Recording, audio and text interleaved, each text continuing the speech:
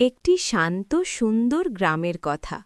সবুজ গাছ, নীল আকাশ আর পাখির কিচিরমিচির শব্দে ভরে আছে চারপাশ।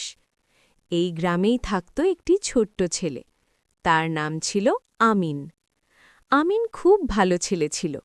সে তার মা বাবাকে ভালোবাসত, কিন্তু মাঝে মাঝে সে নামাজে দেরি করত আর খেলাধুলা করতে খুব পছন্দ করত। একদিন বিকেলে আমিন তার বন্ধুদের সাথে খেলছিল। হঠাৎ মসজিদ থেকে আজানের শব্দ ভেসে এলো, আল্লাহু আকবার, আল্লাহু আকবার। আমিন আজানের শব্দ শুনল, কিন্তু সে বলল, আর একটু খেলি, পরে নামাজ পড়ব।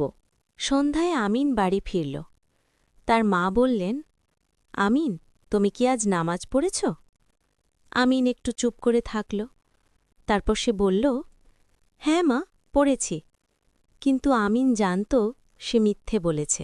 সেই রাতে আমিন ঘুমিয়ে পড়ল।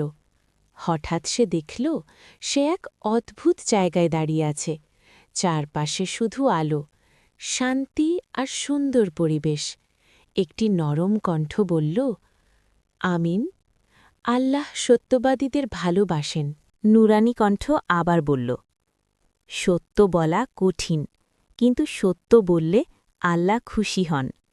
আমিন বলল, আমি আর কখনো মিথ্যা বলবো না। সকালে আমিন ঘুম থেকে উঠল। সে তার মায়ের কাছে গিয়ে বলল, মা, আমি গতকাল নামাজ পড়িনি। মা মুচকি হেসে বললেন, আল্লাহ তোমাকে ভালোবাসেন বাবা।